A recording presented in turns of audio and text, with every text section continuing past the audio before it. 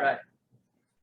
Every so often, I'm Brad Hetland broker for 8-10 years, maybe. No, I don't know. And teach a couple times a year on Wisconsin forums.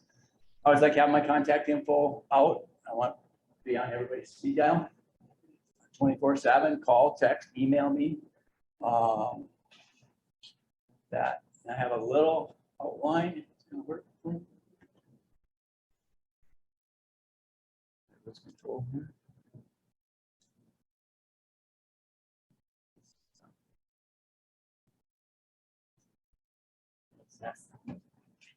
Go that forward. Okay. Okay, I'm working it out. A couple talking points I like to cover. You know, we report out of the WRA, Wisconsin Realtors Association. I have a direct legal hotline to be able to call there for questions. Between that and Michelle Smith is our grapevine attorney here too. Not an attorney legal licensed attorney in the state of Wisconsin, but super experienced. And so Michelle and I chat a lot on certain topics. Otherwise, if it's something above and beyond what we're able to figure out, then I just call the legal hotline right on our WRA. It's part of our membership to have that. They don't always respond immediately, but they call me back. Come on in, gang. I'm just starting.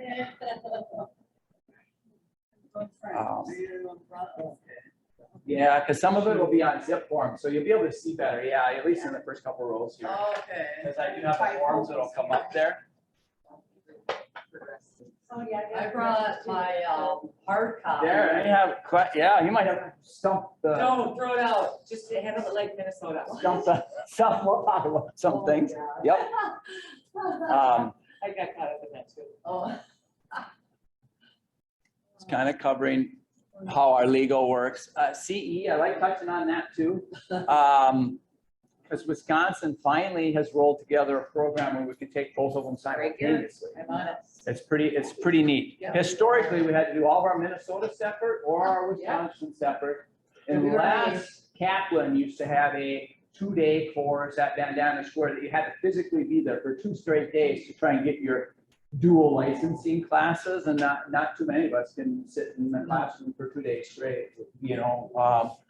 So I do all mine online, but there is, if you do sign up through the WRA, is where I like taking my CE, you have to check the box that says I want Minnesota credits for these because it's an extra $20 or something. There's a dual package. Yep, So yep. I just bought the package. Yep. And it starts it's all Minnesota. Super good. Yep. So. The only caveat that I like to add to that is that Minnesota has their special requirement every year that they like to throw a monkey wrench in. And so if you're like me, you turn in all your credits and think you're done until you get the message, man, we're already past the due date. And you don't have the whatever it is class done with the state. So that happens too. That's kind of it. Zip forms is the tool. Whoever, I think we've cut out, there aren't even Wisconsin forms in the drawer anymore, I don't think, are there? There might be, I don't know, I don't track the forms, that's always been our forefront desk's job to try and keep forms current, and I felt sorry for them for 10 years. Zip forms is the vehicle that I use, it's just like Instinet on the Minnesota side. Zip forms, I don't know what it costs, it's just, I just get billed for it on my, I get billed. So is it like a separate? It's gonna be a separate, whole different deal. We'll be on zip forms today. As soon as I kind of get done with these, that's what I'll take us into. We'll do the purchase agreement. We're gonna look over purchase agreement. We're gonna look over addendum A and B, and then buyer agency. Kind of focused on the buyer side because that's typically where more questions come from. The list side between Minnesota and Wisconsin is very similar. North Star is North Star as far as the data entry. So I like focusing on the buyer side more than anything. But zip forms, so you're gonna have to learn a whole nother forms portal. And then it'll be up to you whether or not you want to learn another electronic signature because it has their own. It's not a Thenasign, it's something else. I've always I rigged mine into Instinet and used It seems easier. Oh, really? signatures Just save there. it PDF and drag it into Instant. Oh. Yeah. Just like any So other- I decided I didn't want to learn a second signature portal or signature What is program. it- I do the what same do they thing. use? Is it .loop or? No, it's DocuSign. DocuSign. Oh, Yep. I used to. So you know that. I mean, everybody will have their preference. Yeah. Yep. I don't want that. I Um, learned that before Instant. some stuff that sometimes I talk about. We'll see. I'll maybe come back to this slide once we're done to make sure. The home inspections, notices, and amendments are really confusing on the Wisconsin side. I got bumps on the board. It's another talking point.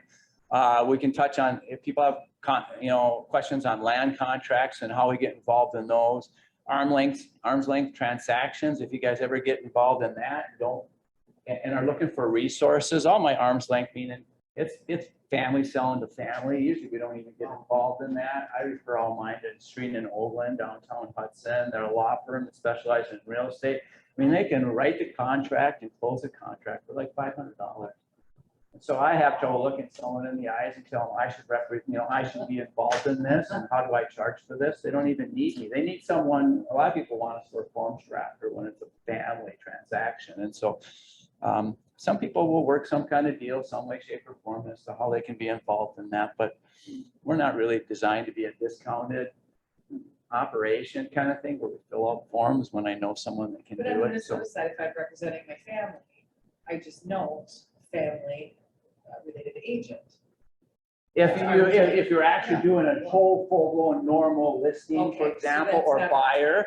But this is when facilitation. someone calls you and goes, hey, my sister wants to sell to Facilitation. my brother, how do we do that? Can you help us just write up the forms for that? And what role do we play? So, like I said, often I refer that on to Right, restraint and which would order. be way more than 500 I know. bucks. Well, that's why I Yeah. refer it and probably potentially lose, but I think the trust that builds and the future referrals that builds has more than paid for the referrals so it'd be your call, so how you want to deal with it. But just be knowing that there's people out there like us, that do it. If you run into one, don't hesitate to call me because you're not going to remember Street and Overland probably. Here's the four that I'll try and cover today. Just go through the offer to purchase will be the most key. The addendum A and B have both changed within the last year or two. So it's kind of fun. There's some neat different stuff in there. And then touch on buyer agency as well, because there's some confusion there. We have designated agency and stuff like that in Wisconsin. And that's kind of it for figure out how I get to, zip forms. If you can should be able to just click on Chrome. Oh, okay.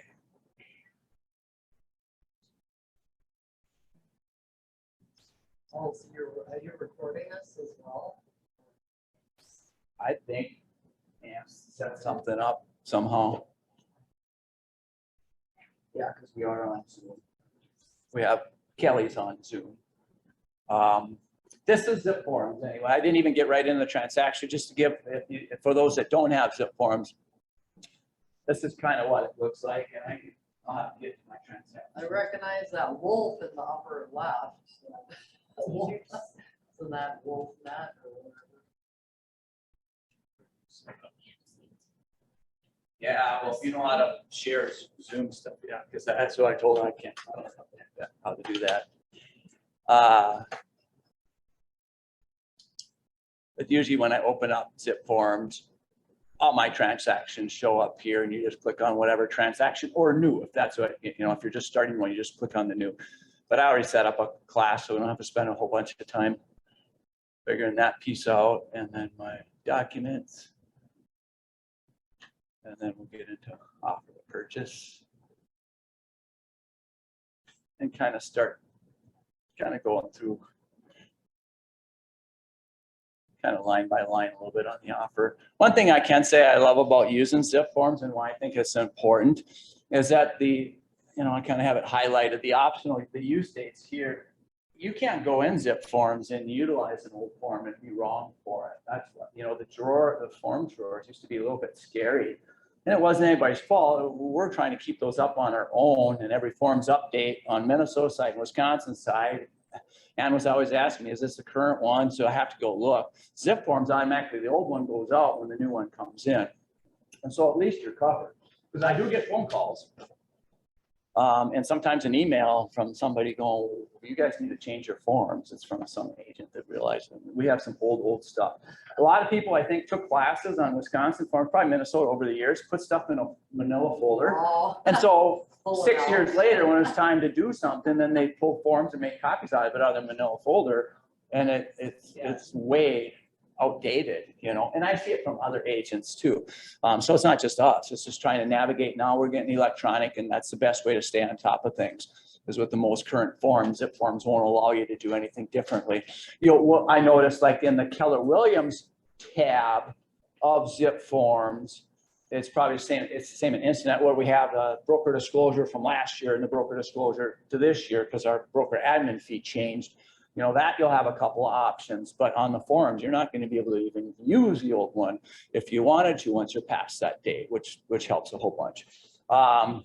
An item that gets forgot a lot is we're supposed to strike out agent of buyer, agent of seller, and listing firm, or agent of buyer and seller.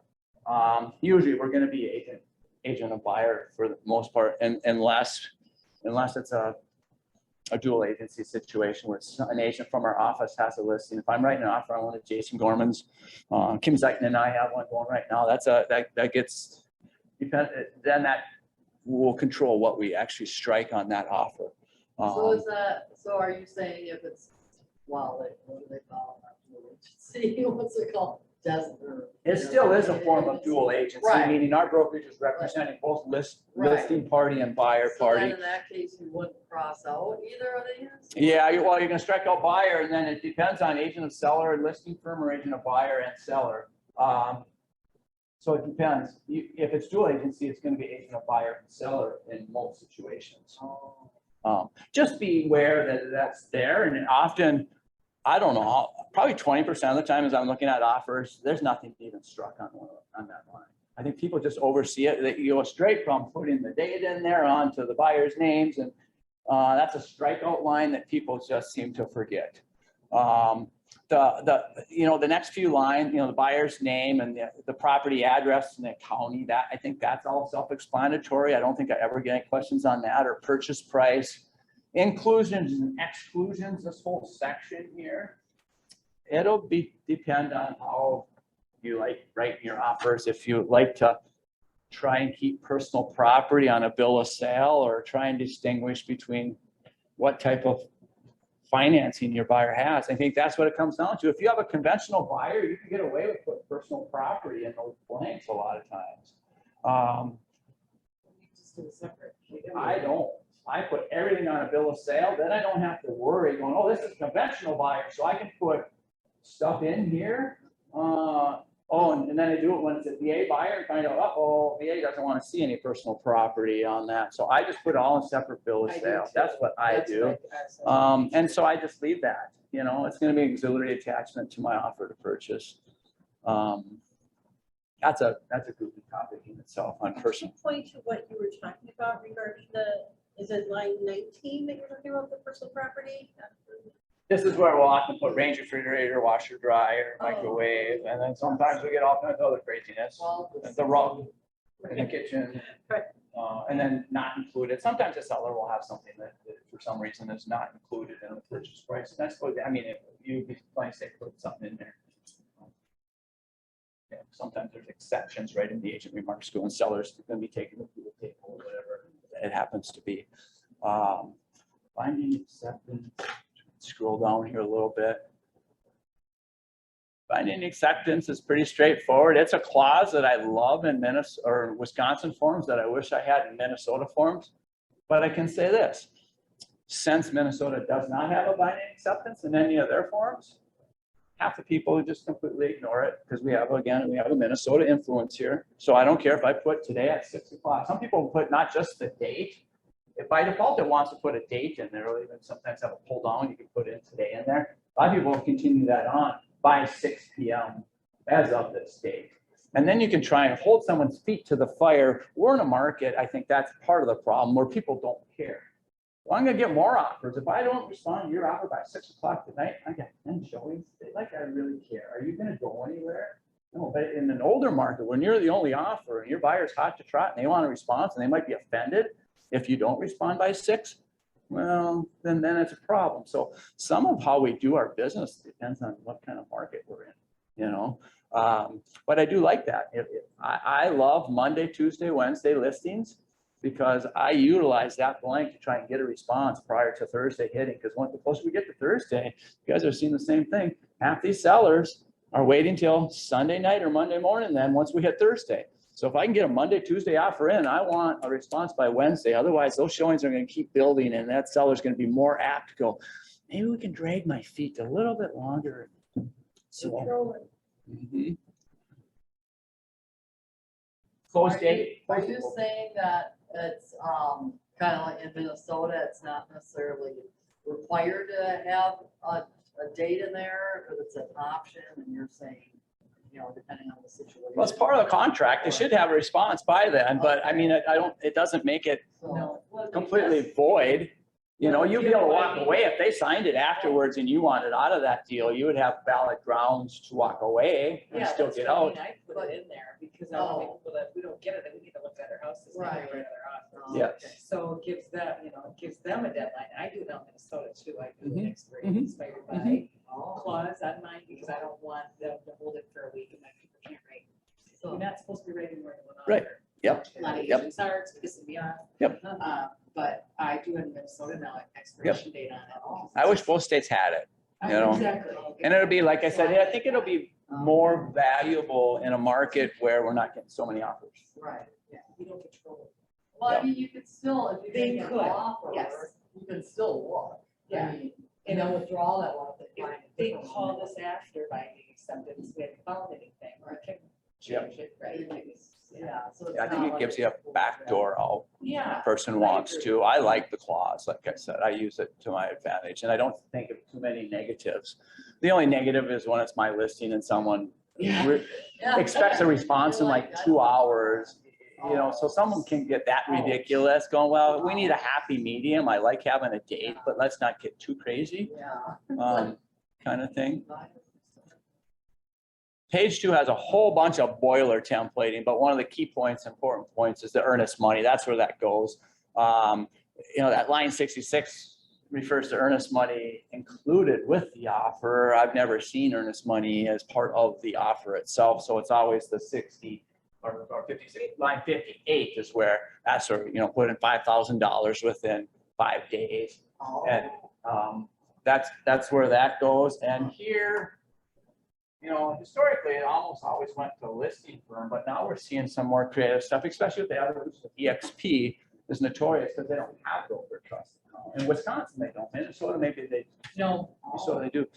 So they always, a lot of times they'll reference, it can go into, sometimes it's a title company. I like putting it in our trust account. If they don't have a trust account, I would rather not send it to a title company. I would rather have it go into the listing broker's trust account if they don't have one. But that's up to you. And that's another common one that good to touch on.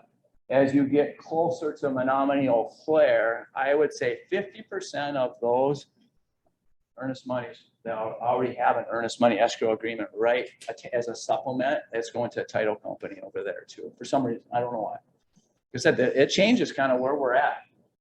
I don't know why, but not unusual if you guys do get over there. You're fine if you go as far as Baldwin Woodville. You're not going to run into it there. I get questions every year on disbursements. I don't think we need to get into it too deep, but if you ever do have an issue where there's an earnest money in dispute, you know, we can get into more depth on that. It gets really detailed there, and usually it's not a conversation we have to have with our buyers or sellers unless we have one of the parties wants to walk away and get out of the deal. And then it gets pretty technical. Basically that earnest money and a dispute, you know, we always send over a cancellation. And usually if it's our buyer, we always want the money back. When that doesn't always fly with the seller. And so when money's in dispute, it has to sit in our broker trust account and season for a period of time. And if the buyers and sellers still can't agree, then it goes over to an attorney in Wisconsin for an attorney opinion. And they decide how that earnest money is going to be dispersed. So, you know, the only way Ann can release earnest money that's been paid to our broker trust account is a signed buyer and seller agreement to release. Otherwise, they can't let the money go anywhere. And if you can't get buyers and sellers signatures, it's going to sit there forever unless an attorney makes that decision. And so that's kind of how it works. I get calls on that. If it's not something that you have to remember, but just call me and go, here's how it kind of works. And I can walk you through. Estreen and Overland, I referred to them before. They're another one that does a lot of attorney opinions on disputed earnest money. It doesn't take them too long to figure out the flow and, you know. But in the end, we don't have as many of those as we would think. I think partly because it's really hard to get a seller when we're representing the seller, even though we feel we've been wronged maybe by a buyer that walked away for no reason, feel we should be entitled to that earnest money. It's really hard to get that seller's home back on the market when you have a cancellation that's not signed off on. You have a binding contract in place. So I think we should be keeping more earnest money than what we do. But we want that poor seller to get back on the market and get sold. And we really can't do that without maybe their attorney telling us we can as a real estate agent, because I don't want two binding contracts in place, one that we're disputing and one that's trying to close on that thing going, we have a can of worms here. So I don't ever want to put someone's on the market unless we just let the buyer have their earnest money back so we can go on, or an attorney tells us that, yes, you're okay with putting that home back on the market. Now, So- who is paying for that attorney? That's a seller. That's gonna be, yeah, well, yeah, that's gonna be a seller. After the fact, Mhm. right? You could sue for not I think probably some degree, yeah. But- I mean, a lot of them, it's usually not worth the time. You know, I guess if we get huge earnest money amounts, but a couple $1,000s isn't hard to spend fighting over something, so. So whoever is like say the buyer signed the cancellation, but the sellers won't, then the buyers would hire the attorney? Oh, no, that's part of our, yeah, Keller Williams trust account. Yeah, that's part of us. Oh, Yep, okay, yep. so we have We're holding that access. earnest money. Yeah, right? Right. in Oh, order, Holding yeah. earnest money. So our attorney. And I'm sure they skip, you know, does the attorney, were those fees? I can't remember. Michelle would probably know some of that. Were those fees that, you know, someone's getting billed for that? And is it our office that are paying for that? Or does it come off the disbursement of the earnest money for that attorney opinion? I've read it That's why somewhere in before and I Minnesota, can't too, remember. It's really hard to keep earnest money, Mhm. right? Just because of that exact same reason. Mhm. So that's, because I've always heard it's really hard. Usually it's easier, yeah. Now I understand that. I don't agree with it I don't necessarily, either, because I've had some buyers walk away for, I call it the change of heart provision. It's very common in Minnesota Buyer's because you remorse. can blame buyer's remorse on your home inspection in the state of Minnesota. It's very easy. I say if the wind changes in Minnesota, you can walk away from a deal. Yeah. Wisconsin's a lot more rigid on what they define as a defect, you know, to walk away based on home inspection. But I think Minnesota, we use the home inspection as a buyer change of It's heart. an easy way out. Yeah. Mhm. Yeah. Way more than we should. Same with rescission. of the tax. But a little bit hard, a lot harder on Wisconsin side. Yep. You can use that to name. Yeah, so it's Mhm. not, so you gotta have some. That's it, ever did it. conscious like, Mhm.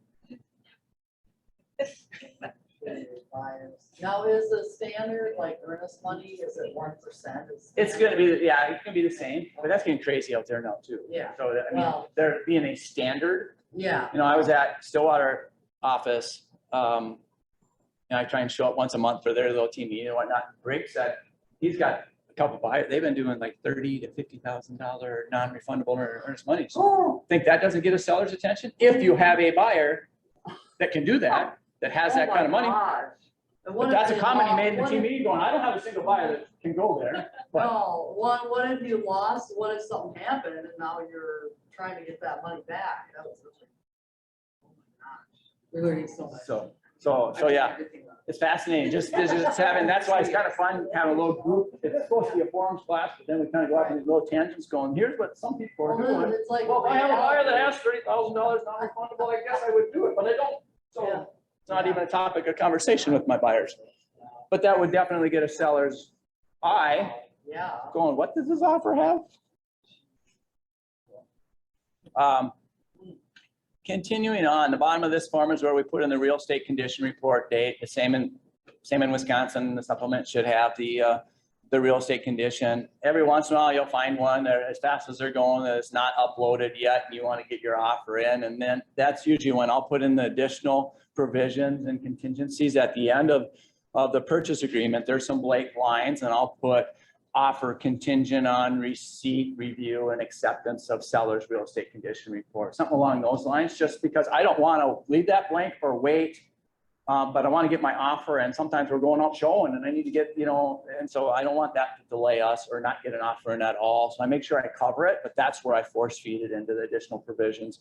Do you do a visual inspection at that same time when you make the offer? I do. I mean, that should be one word. Before. Oh, yeah. Well, Do you do it? yeah. I've gotten into some pickles where I did the purchase agreement, right? Yep. The condition report noted, everything fine, but then as the selling and buying agent, you have to do the visual. Mhm. So then you have to go back and do the visual. Oh, yeah. And you should be doing During that the even when you walk through the house, though. I Just do mean, it when at you're the doing your showing. You're doing. Yeah, the I mean, showing. mentally, if there's nothing that jumps out at me at the end, because those are defect, I mean, they're pretty significant issues that you should Cracks be in able to ceilings, catch. Cracks in walls. Yeah, yep. But do So it at every showing. That's what I try and do during the process of my showing. I don't go back, I guess. Oh, really? Yeah, that's a difference in Wisconsin, Minnesota. Yeah. Agents are supposed to be It's not a doing a big deal. visual inspection of the It's not a property. big deal. Just something I can remember, and I was forgetting it all the time to remember, because that was new to Wisconsin. Yeah. Oh, yes, you did.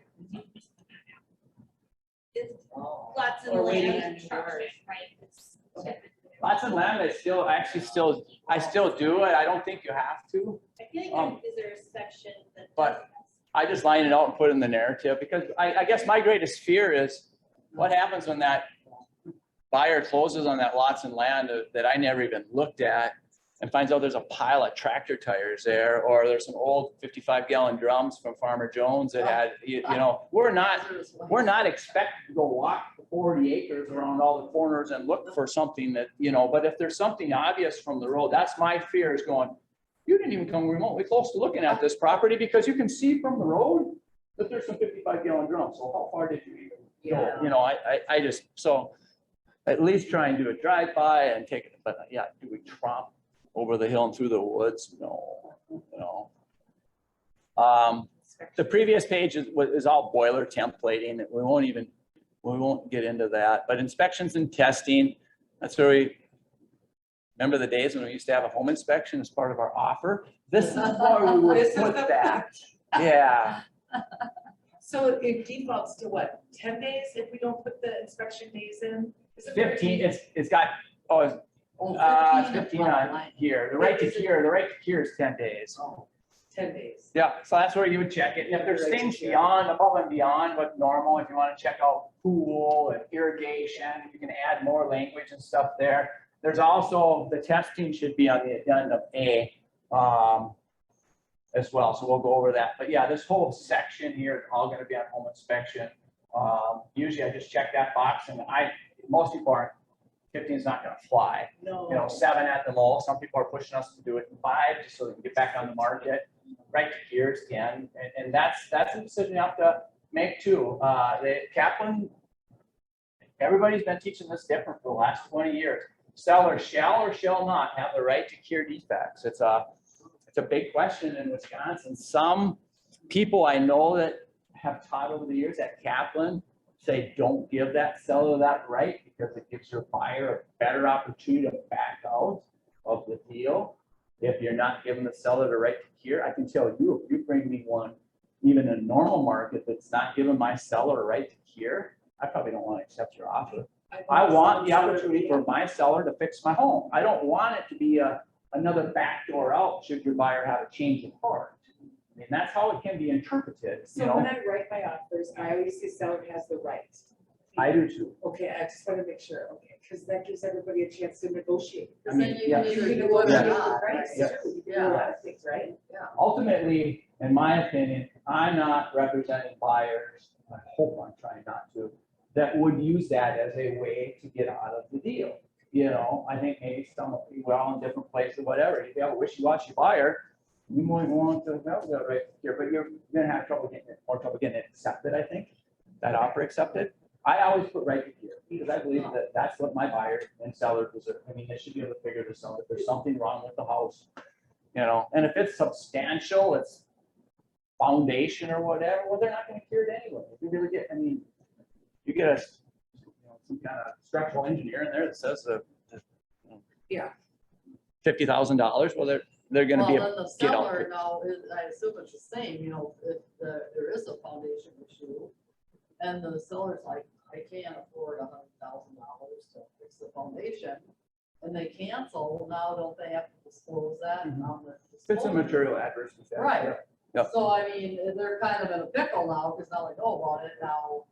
I mean, this buyer might not want it, maybe no other buyer. And Wisconsin's different as far as that goes too. It's a good point to cover right now, because in Wisconsin, when you have a defect that you want the seller to consider repairing or fixing or replacing, you submit your home inspection along with your amendment. Minnesota, that's why so many agents don't want the home inspection, because that would mean they'd have to disclose the defect, Yeah. which I think is totally wrong. I still, in Minnesota, I like to send my home inspection, and I get yelled at sometimes because I know, like, don't be sending it to me. here's why though. You're doing business. Here's why. If you think of it from this perspective, if there's Blocking you. 15 home inspection items on there, and we're asking for 3, you think that helps you get that point across to your seller that these guys aren't asking for the work? Or if they are, tax in too, because I see what comes off our copy machine back here every once in a while, it looks like a book. Keep going. Oh, You want the seller to make you a new home. yeah. Well, I don't This mind isn't a a couple home. of the items Right. sent to me, but don't send But me. it gives you. he's Well, that's what it I'm gives you saying, though. perspective. I love having Yeah. a home inspection Yeah. that points out that, hey, they're only asking for 3. I can talk you into fixing these 3 items, because look at what they could have asked for. Yeah. If I don't have a home Right. inspection, I don't know. That could have been Yeah, all but now of the them. deal goes full. Well, deal goes south, Yeah. and you get that full Right. inspection now. Well, it's only that it's a material defect. Well, we're. All homes have stuff wrong. Sorry, I was- Same with Minnesota though. I mean, you don't have to Oh, disclose that there's no ground bolts in the kitchen. oh, yeah. It wasn't code at the time. So So- anything like serious, like, mold, foundation. Minnesota, or Wisconsin, you'll have to. Yeah. Okay. But I think that's pretty rare. If you look at most home inspections, it's very rare that there's a material adverse defect within the fine that would have to be disclosed. They're just. Very rare. Oh, Now it's cover plates, it's really petty. oh, yeah. I mean, it's pretty crazy. If you look at your home inspections, Yeah, I don't know if I've ever had, I mean, I maybe had one foundation, like paper foundation. Where I saw a house where I'm like, you cannot put off on this house. Like. Yeah. No. There's a lot of businesses downtown Stillwater. Oh. Yeah. You want a screen coming through your basement, right? Oh. the next area is radon testing, pretty straightforward, no different than, that's a national, just like lead-based paint, so it's not like the people leaders and any of that changes. It's just kind of funny that we're not seeing much of this right now, just because of the type of market we're in, but, a year from now or 5 years from now, every purchase agreement is gonna have home inspections and radon testing again. Financing, pretty straightforward. I don't like the fact that Wisconsin and their infinite wisdom wants you to be able to force feed a principal and interest I don't amount. like it either. Because that means we somehow have to get a hold of a lender, compute that number for us. Everything else is straightforward. We check the box, we put the finance type, conventional or VA or whatever it is, Figure how much down. within our lender commitment within so many days. And then the financing amount, 30 years is the length and term, 30 years. But then the principal and interest not to exceed, that's the one that I leave it blank sometimes, just because I don't have it. I don't know what that is. And then this gets into, Because if it's higher, then the deal is off, really. in theory, right? yeah. It's exceeding. Well, when I look at that as a listing agent, it doesn't mean anything No. either. That's why I don't know what the point to Yeah. a opinion there is, because I don't know how it adds value to either side. The nuisance These are was like buyers trying to figure out what it is. Change it, does Right. that protect the buyer? Yeah. Probably. Yeah. What does that mean? That buyer's not going, Yeah. Well, yeah, 'cause the financing is either gonna get denied or it's not. It doesn't matter what that says in there. If the lender's not gonna give them the loan because the rate change and they're above their ratios now, I don't keep, so that's what's kind of weird. it seemed like it's just a way out for the buyer, like, well, the rate went over 5 and I put a max Right. 5. Yeah, and that's where that fixed rate is. If you put 5 in here, Yeah. that's where we put that. And if it keeps going up, you know, that'll change some of our buyers. Can you put, I mean, what I do, which, but I usually write in that percentage, I put market rate. Yeah, I In see it. Minnesota or Wisconsin? Minnesota. I do it in Minnesota, though Rob Brown told me I shouldn't be doing that. I know, because it Really? could go up to Why? 8% or. And it's funny, he told me that tonight, I get paid a So there class should on be a purchase maximum agreements, limit. right, he's in my class, no, you don't put market rate. Funny, so then I put a purchase agreement on one of Shelley Holt's house, Melton's daughter, I maxed it out, like Rob told me, they spit it back, and said, no, you're not. The selling agent, which was a Keller Williams Premier at the time, spit it back at me and said, don't do that. So here I'm like listening to Rob, he's so smart. Oh, yeah. But Shelley's team wouldn't accept that, and I put in, I think I capped it at 4. Sure, Right? Yeah. That would have been like 4. Oh, wow, and they It was actually, 75. I feel like a lot of agents. So I don't know, don't what even you pay you attention think to of it. that with all your Don't you have to have a experience? plan? I put, trying to put fixed amount in there, so I like You're right like now, Rob. it's 5. Okay, in Minnesota and, I mean, in Wisconsin we have. Yeah, I haven't had any flack over it. I guess maybe if it was really tight, like if I was putting 4.5 in there right now, you know, the rates are today, But I'd be a it was little last nervous summer. accepting someone's offer if that's where they were at, going, are you kind of using this again They as didn't a want that. Yeah, crutch? they So, I don't know. But market's too variable, like an Yeah. attorney would go, you can't just put something that's variable and arbitrary. It's gotta be black and white, fixed term. Yeah, but You who know? do you check in with, about that? Your letter. Your client's lender. I figured that, but Because I mean, right now I have a bunch of baby buyers and they're all like, we're almost not approved, if it goes up another point, right? Yes, Because we yes. went So from they can't 3 go to up. 5 in what, 3 weeks, am I right? So now they're like, they can afford dirt. Yeah. And I have to check in with them every time I write that offer, the lender, because Yeah. I'm like, can they even afford to look at this? You Wow. know? Yeah. Right. It's, yeah, I don't know, I feel like I've been for years now. Yeah. More than I wanted to be. Is this All right. recorded? Yeah. Yes, yeah. Maybe you're not. Seller checking well financing. enough. I'm very professional. Okay. Seller financing isn't something we're probably not gonna see a lot more. Probably not gonna see a lot of, so we won't even get into it. If you do have someone that wants to seller finance, don't hesitate to give me a call. Oh, it's.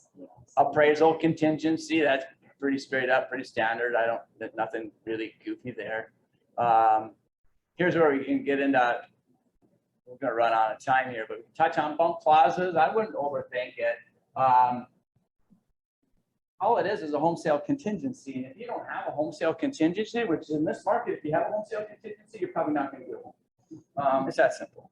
But in a normal market, if you do have a home to sell, that's when the bump clause comes into effect. So you check where your property's at. This is a closing contingency versus a home sale contingency. But check that box, your bump clause, just mean within 70, if they receive another offer and they want to bump you out of the way within 72 hours, they deliver that notice to you, letting you know that you're going to be bumped in the secondary unless you can finance the home and provide proof of such. So that's all it's used. For all your financing offers, let's say there's no inspection, but you're financed, right? So your contingency on your buyer, they're financed. Do you bump it then? Or doesn't this, who bumps? The seller, if they receive another offer on their home, they already have an accepted offer, They but accept it, it's they're with still, they them. have to sell a home. And they get another offer that doesn't have a home sale contingency that they accept, then they can initiate the process of trying to bump the primary out of the So way. that's only in the contingent of the sale of another home. Correct. That's Yep, only that's the when you only bump. time you use bump. Yep, that's it. Okay, Yep. that's where I thought. It's you just like bump- Minnesota. If you have an inspection though, if you accepted an offer with an inspection. That's not Yeah. bumpable. Mm-mm. No, that's not bumpable. The only contingency that you can use a bump clause for is a home sale. Okay, It might Thank be you for 7 bringing years that up. before I that guess seller it's ever up. sells their home. So you're talking about, so like in MLS, when you ask Jana to change, so active with bump or without bump, it would only be bump If if it's it's contingent, on Yeah. a sell. and we never see bumps anymore. Right. Some people put other, I love bumps because it's kind of a horse of peas. A lot of people skip over them because they don't even know what that means. I'll go show them in, Is that what we need? I want to show them News. because no one else is no one else is looking at them. Now, Oh, where it can yeah. backfire on you is I've had people, and they're not supposed to do it this way. I've had people that will write an offer with the home sale contingency in a fall, that have full financial ability to carry out that transaction. So the second another offer comes in and all that effort, accepting that offer, initiate, they just remove that contingency, go on anyway, because they have a financial ability.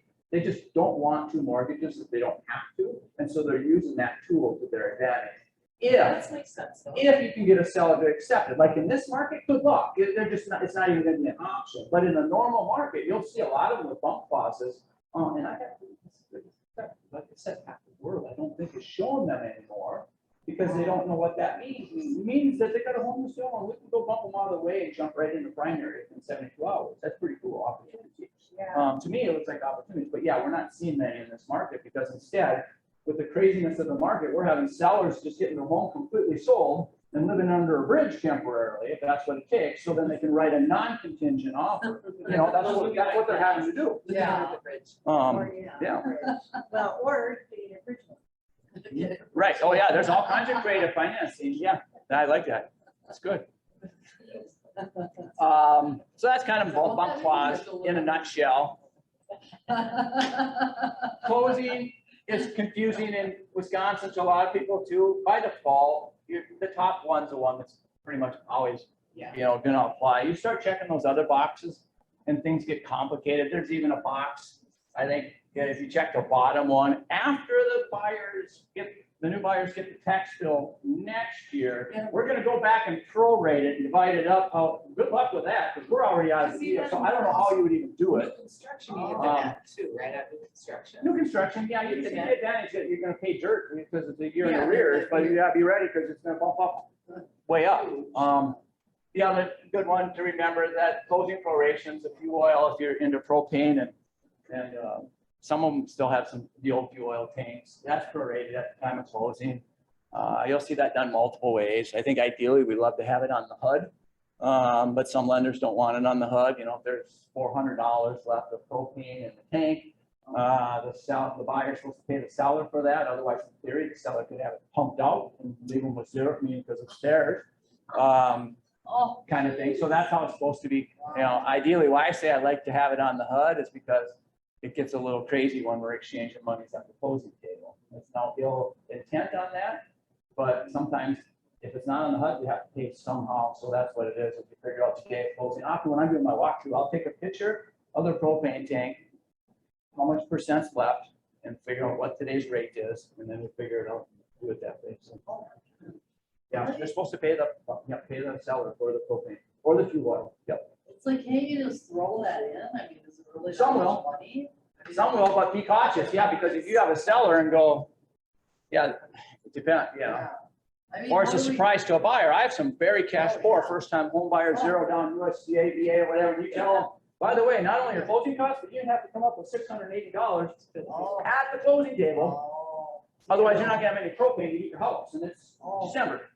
So So it's kind of substantial. I mean, it's it can be, depends on how much is left in there, yeah. Title related, nothing crazy special there. Is that the same in Minnesota or not? Is it different in Minnesota? I mean, I never sold a house with propane, so. I think fuel's fuel. I think it's the same, we'll see. It's Yeah. hard to know. Yeah. A whole bunch more boiler templating.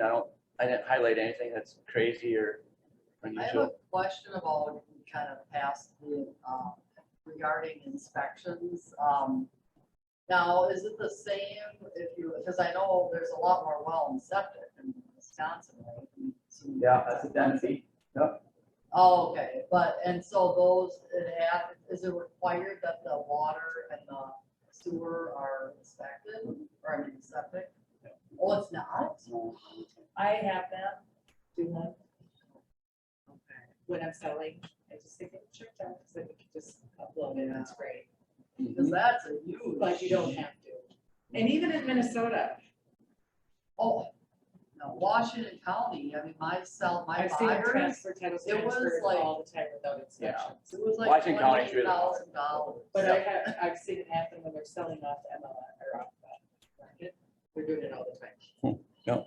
Oh, wow, This is the last page of the purchase agreement, try and keep trucking along here. This is that additional provisions and contingencies that I was referring to.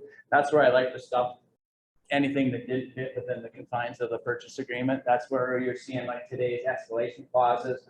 You're seeing appraisal gap related language in there.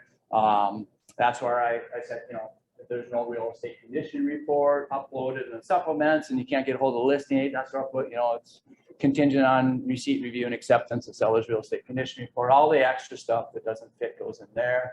And then I like always putting it in the name of sellers and buyers recipient. You know, that's usually myself and the listing agent. And I put their emails down here. Any attachments, you know, that's where if I haven't done the A and B, I'm gonna check the box and include those there.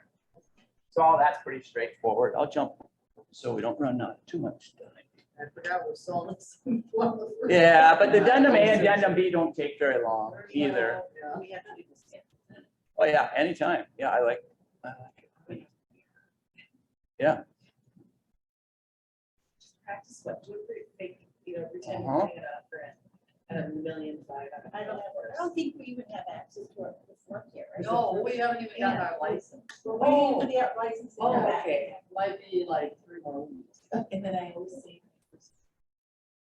Yes, it's exactly what I need to- Some people send me their offers too to take a look at. Oh, too, yeah. So I don't have I'll any do offers that. for receipts. Yeah, just to review.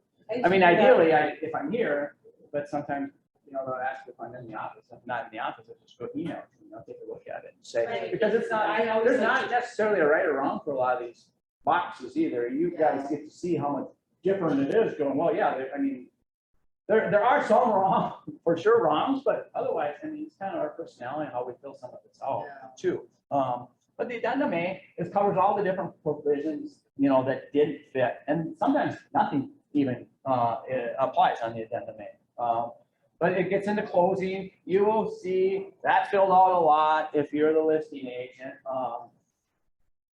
And in the Hudson area, especially if it's from one of our local brokerages over there, they will be pretty anal at using their affiliated brokerage. So you'll see, and what they love to do, like I said, Hudson Medina Title is named, and they will provide both sides policies as well. Not unusual for them to write that language in there to try and beat their title company. You know, it is what it is, but just be aware that, you know, sometimes the addendum A, that's the only thing that's filled in on the addendum A is the closing related versus we're kind of used to going, okay, buyers can choose theirs, sellers can choose theirs. It's not unusual in Hudson area to see that filled in. Testing contingency, that's where if we want to do some asbestos, you know, testing beyond what the scope of a home inspection would cover. That was pretty common with all the failed stucco for a few years, but less so now. Most of that's all been taken care of. Got a map of the property. If you get into rural areas, sometimes we're going to have to get into surveys and mapping and things of that nature, and it calls out details and who pays for it and how. This is a crazy one that's just added within the last couple of years, buyer's financing approval. It leads me to believe that if that box is checked, that buyer doesn't have a pre-approval letter in hand, and it's got to be to the seller within so many days. Well, it just isn't flying in this type of market. I don't know why someone's writing an offer without any kind of pre-approval, but I use this one a lot. Sometimes this is the only box I have checked on my veterans. You have to disclose with veterans who's paying the VA funding fee. So that line 91 applies if you're working with a veteran with a VA loan. You're going to check that.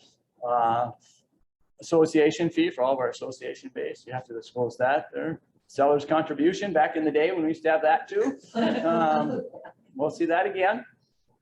Kind of funny. Some of these boxes have become not used very much. Here's where you check your home warranty, flood insurance. It used to be So things like the home warranty are not part of the regular. not in the confines of the purchase agreement. No, Oh, no. okay. And they have combined, it used to be home inspection was on this one too. And I like it that they rolled that in because I use this less and less than I used to. I know. Because home inspection was on here and there was maybe a couple others that so they pulled a couple of things and rolled them into the purchase agreement. So we're not, using the addendum A just for one. They probably found out which were the most common ones, always checked going, well, let's save a tree. But I still use addendum A a fair amount. And then it's pretty straightforward. Addendum B is just, it used to be only well and septic, and then they expanded it here in the last couple of years. So you got your well water, your well system, and your septic system. Those are the three different tests that are pretty common, for us to do. Any weird stuff there? My VA gets me in trouble all the time because the standard items that are called here, bacteria, nitrate, arsenic, aren't going to fly a VA loan, believe it or not. You have to call lead is one for sure, and there's another one as well. So if you happen to have a VA loan, good to know. I even had one just a month ago that had a water report. A lot of people are doing it because the market is so crazy. So let's do our septic and some people are doing pre-inspections. And then these buyers have peace of mind when they're writing the offer that they're not gonna have to ask for them. They're not gonna have to worry about them. This seller had already went through the courtesy of providing a water report with the traditional water items that this calls out. Well, that still wasn't sufficient. So we had to take to the next level, and I wanted it done at buyer's expense, unfortunately, just so an offer would get accepted. For lead and whatever, we just went and did our own water testing. But keep that in mind that if you go with the basics and you have a veteran, it's not gonna fly underwriting. Well, system pretty straight up, not much they need to test there. And if you guys ever need resources for some of these folks that do these inspections, let me know as well. It's all over the board as to the quality of the inspection. Now I got a couple different guys. Yeah. I had used one and it didn't go well, so I got Kathy Journal. Yeah, we can talk. No worries. It's kind of interesting over there. These are the ones that they added within the last couple of years to this form, because it used to be well, water, septic, and water, well, and septic only, and now they have the shared well agreement here. That's where you would disclose a fair amount of property, especially rural Wisconsin. They have a shared well, shared driveways, USTs, underground storage tanks. Don't see as many of those anymore as it used to even 10, 15 years ago. Lots of the oil, buried fuel tanks, but there's still some out there. But this is where you would cover that. That's about the extent. Touch on buyer agency, but just keep in mind that a lot of times addendum B is not going to be apply at all. If you have an in-town property, it's not going to apply. Addendum D, is that the taxity? Is there addendum D? There is, but I think you finally know it's. Because of God? Yeah, addendum D. Addendum yeah. D is, it was like, it was down to only, it was like land or something. I can't remember, but I think it's pretty much just that, you're sending us documents electronically, and that was added into the purchase Yeah, agreement. that's why there's. Electronic Last document. year, I had to use addendum D all the time. I'm like, where's the D? And you're still going to get Wow. offers with that stuff sometimes. That's why it doesn't hurt anything. If someone sends me something that's got an addendum D, and they might be from, I'm all over the countryside, but some little mom and pop out of Cumberland, Wisconsin or something. It's like, okay, whatever. Okay, they can initial that. It doesn't hurt anything, but sometimes it's more worth than what it's worth. You guys don't need this. Obviously, it's on their broker checklist, and so that's what it is. Buyer agency, if you touch on it quick, they changed this a few years ago too, so it covers tenants and buyer's agents. So you just want to strike out the tenant representative and you're the buyer's agent. I think it's pretty straightforward. I don't know. I don't get many questions on it. I don't think we can touch on the designated agency, but you almost have to read that section. Commission. I worked with Michelle on this a couple times over the years on what I should put personally in there, because there's nothing. There's no hard and fast. I used to put RMLS posted, medium regional, multiple listing service posted, and right now $5.99 broker admin fee. That's what I used to write in there. And then I got burnt by a client that went by FISBO. And if you look at how that language reads, RMLS posted, it's not an RMLS, it's not a listing. So in theory, that buyer had no contract to go out and do their own thing, but if they wanted to. But the more you dig into that, we as a brokerage, we don't pursue those anyway. So in the end, I changed my language to RMLS posted or 2.4% and $5.99. Because then in theory, if you wanted to go after that buyer for maybe sneaking out and doing a physical after all your work, you could probably go after them. With that change to the language going, hey, if 2.4% is kind of normal over there, you can go after them for 2.4, but our brokerage will not, you know, But so. it's nice to have that conversation with them. that Yes. We're protecting ourselves. We don't work for free. So Correct, this, give me a correct. chance, Yep. I worked with you for a year and then you, which would failed on me. Yep. I wouldn't be able to recover that for me. Right, So yep. then at least they're not gonna go looking at Pismos. Right, right. Or at least call us first. Yeah. give you Because yeah, lots. don't leave that stone unturned. I've had a lot of success over the years, just asking them if they're willing to pay a buyer agency agreement. If they find something that, you know, 'cause most of our buyers, they don't know what they're doing either and they want our help, Yeah, but they don't know how to, you know, so it's a nice one to cover. Just going, hey, if you guys do see something someplace else, let me know. And I just make that phone call. And I'm pretty amazed at how many of the FISBOs, if you approach it properly, they're trying to save some money. They're just not trying to, they'll pay something, you know? And so it's been pretty worthwhile. You know, they don't want to pay the 6% or 5% or whatever it ends up being, but a 2.4%, we can do that because the sellers usually realize they don't know what they're doing either. And so if they can get us to do all that work for them, for 2.4 in the end, even though we're representing the buyer as a client, they would essentially be a customer in that kind of situation. Yeah, I mean, they're ahead in the game too. So that's just a little nugget on compensation anyway. That's That's a really good thing, because I usually write, in Minnesota, on the blank, I put MLS payout, which it wouldn't cover me if they did a fiscal. It's, you know, because it can vary, you know, sometimes the payouts to but 7, you can to do, 6. usually I a can seller do pay, but you can do buyer, you can hit buyer too. You can do both. Oh, yeah, I do, I don't just do seller pay MLS. yeah, Buyer might have to pay for me too, right. Yeah. just for exactly what we were talking Well, about. yeah. And then I have that conversation though, just like Right. that, I have a conversation. Yeah, Typically 99.9% of the time, seller will pay MLS 2.7. But we might run into something. Good, Yeah. whatever. yeah, I know. Start having that conversation. Yeah, And then you talk to their lender and say, can they finance this, right? Oh, yeah, I just throw closing costs. Okay. this is Sorry. buyer agency. This is probably the most confusing Yeah. piece that a lot of times sometimes it's even easier to have the buyers read it so they understand it versus us trying to show them and explain it. It just depends on how your approach is and what works best for you. Usually the top one's going to be the most common one. That's why I highlighted it. Meaning you and I from the same firm can both represent people and try and work in their best interest kind of thing. But then it kind of gets great from there going, oh, we can be in the middle parties and not really work strictly for our own specific clients in the same transaction.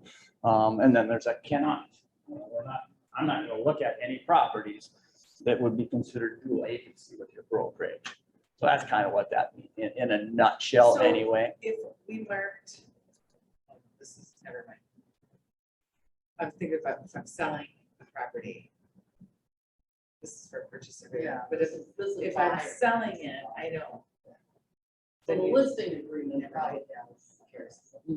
I'll call you with it. Well, yeah, and it's gonna matter, yeah, if it's a If I'm KW, selling it. like Kim Zeiton and I have a deal going right now, and so it'd be dual agency, full disclosure to both parties, understand, we're at the same brokerage, same office, and Yeah. everybody, the most important thing is that they all know that, Yeah, and then what role are we fulfilling, and we both worked as a capacity of designated agent, she worked in her client's best interest, I worked in my client's best interest, and, you know, but it can be drafted up differently, or we're just kind of neutral. So we're almost like facilitating for both of our parties, if that's what they chose. They don't want designated agents. Confidential, non-confidential, I usually don't put anything in there.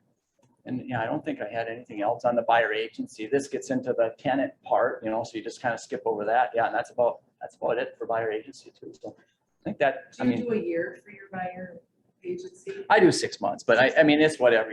I mean, You hope it doesn't take a year, right? You're like, I always wonder about that expectation. If you set it for a year, then in their mind, they're like, oh, yeah, you know, we got all this time. And, you know, is that like disadvantage. It depends on how you present your comfort level. Some people, I mean, people hate contracts in general anyway. So the longer, sometimes the more nervous they get. And in the end, if they want out, it doesn't matter if it's 5 Right. years. You know, when it comes down to it, if it's not working out or they don't want to work with us anymore, you know, I think out of convenience, a lot of times if I do have someone arguing for 90 days and I'd rather have it for 6 months, just because my argument usually is, I just don't want to keep having to update paperwork, Right. extending that period of time to find out. I didn't even have agency anyway, I guess, because it expired 2 weeks ago, you know, and so once it's 6, usually in a normal market, 6 months is plenty of time to find someone a home and get them closed. But in this market, yeah, we may be extending. I probably should go take a look at some of mine. You know, My question, since I'm new into the Wisconsin side, like really wet behind the ears. The agency, I thought if a client wanted to end an agreement, that the broker would have to sign off on that to cancel the agreement. there's a broker cancellation of buyer agency. There's a form in zip forms that, you know, but sometimes we don't go to that extent. I mean, sometimes it just depends. So even like an Some people email will ask, they want something in writing Yeah. for sure that says, because they found another agent.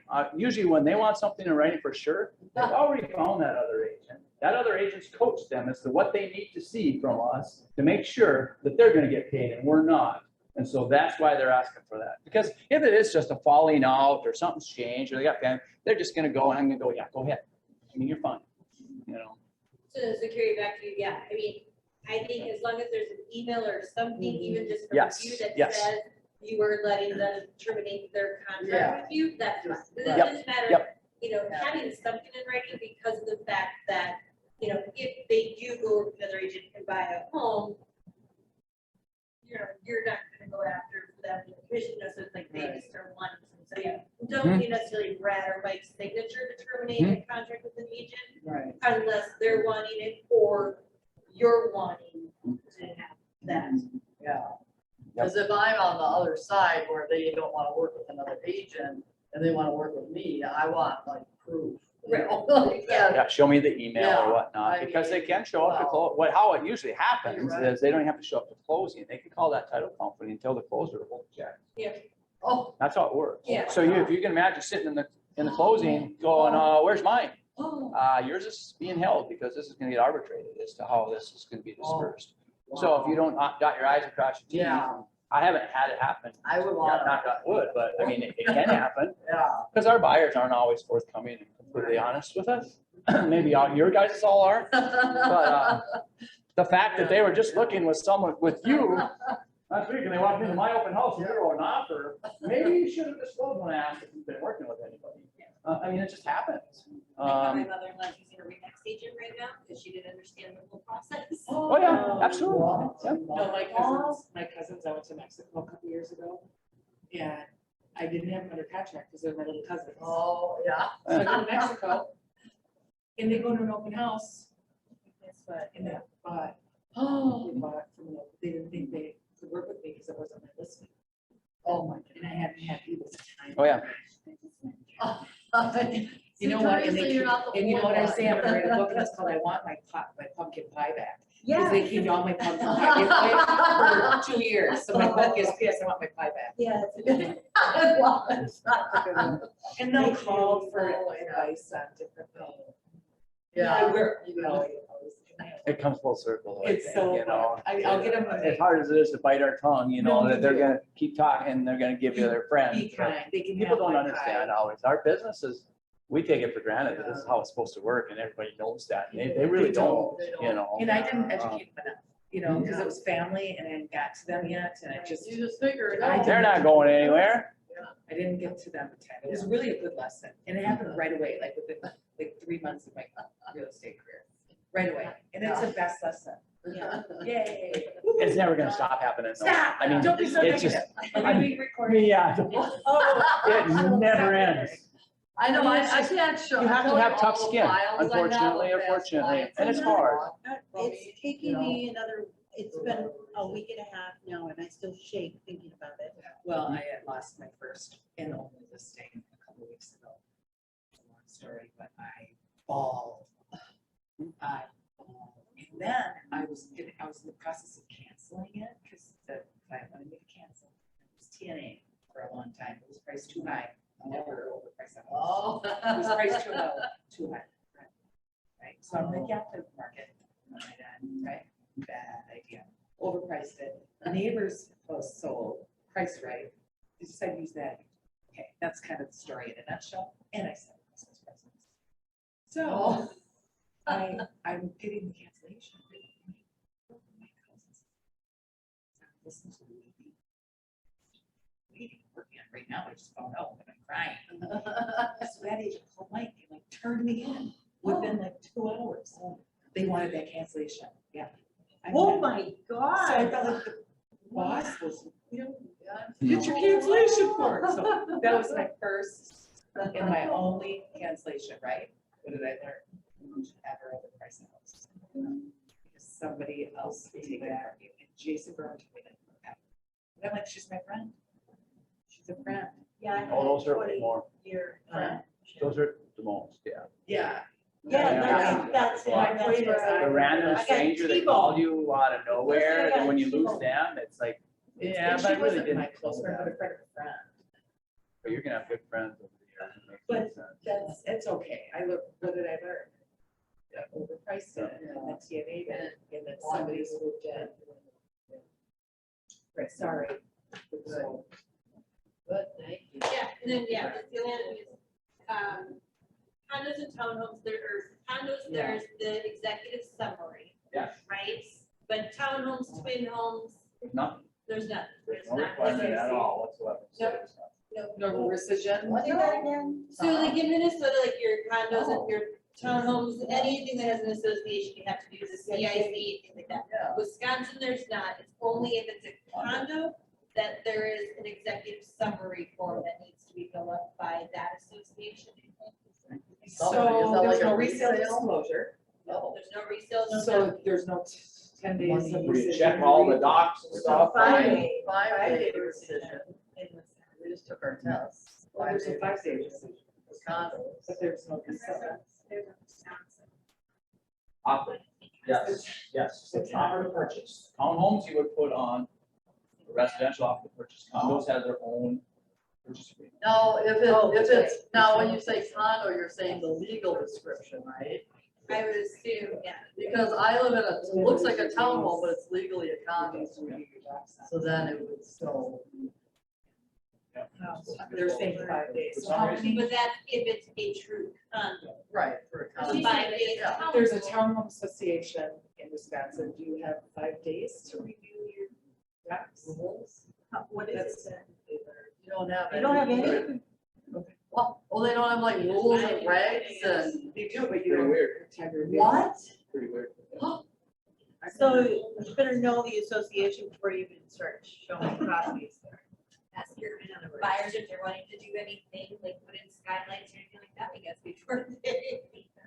Well, even making sure they allow dogs or But you can write that rentals. language, I mean, that's just something I put in the additional provision contingency before. If I know it's an Oh, association, oh. I've sold in before, Yeah, and I know that they have the traditional documents that we used to get in Minnesota, I'll just put, you know, review and acceptance of homeowners association related documents, including if I want to go bylaws, declaration, Yeah, covenants, rules, you and don't know if you're regulations. upside down. Some of these don't even have them. Well, that's what I was gonna say, is like, you know, like in Oh. Minnesota, there's so many like single family homes that are in associations, are there in Wisconsin? There's still some, yeah, other ones that have the. But But not like here, where, I mean, almost every city has an Yeah. association.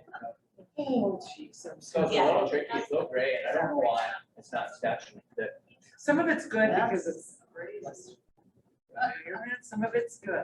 I think that puts more responsibility on our shoulders, unfortunately, because I don't want to be able to answer the question, you know, can I have a 100-pound dog in this? So I don't know, where are we gonna get the documents? Well, it really doesn't say that we have to receive that, unless it's a condo, then they have to get the document.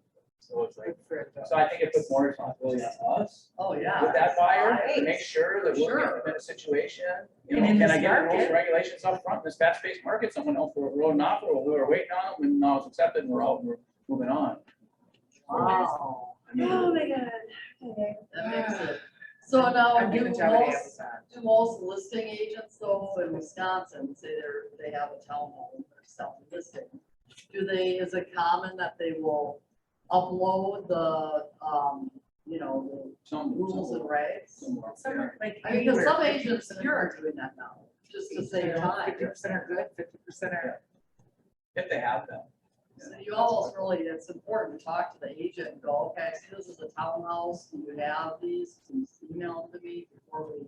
How current are they though? That's, that's why I was really confused when the WRA legal told me that it's not part of statute, so they don't have to provide you with anything. Oh. So then would you call you'd find the association, go, it's managed by Cedar Management, I'm gonna call them, and you have to do your own research. Trash, yeah. Because we're so used to getting current financials too, so it's not like I even get those documents from my seller because we might not, in a normal market, it might take us 3, 6, 9 months to sell this home. I don't want today's financials Oh, from my right. seller. I Right. want current financials once the buyer brings us an offer, so we Yeah. can see how solvent the association is at that time. Yeah, right. But, so, if you can get them on up front when you do put a listing on, it would help those buyers, peace of mind, just writing offers, I guess. The only other thing is there's no facilitator in Wisconsin, because we're seeing that pop up like in the such, there's not a facilitator, so it would be a customer. Client or a customer, yep. What else is doing? Red flags. Inspections and septic. Oh, we didn't really talk about, that might be a great final. Inspections. In Wisconsin, there's a notice. And this leads to lots of confusion because of how Minnesota does things. In Minnesota, when we find out that we have some repair items that we want us to sell to ask for, we put them on an amendment, send them over, and if they either accept them or counter that amendment or however it goes. In Wisconsin, there's two things that take place. If you want to handle it like Minnesota, you're fine handling it like Minnesota, as long as you're well within your inspection period. And this is how I do it. I would treat it the same way. If there's 3 repair items, I put them on an amendment, send them with, if they sign off, we're good to go. Yeah. If they don't sign off,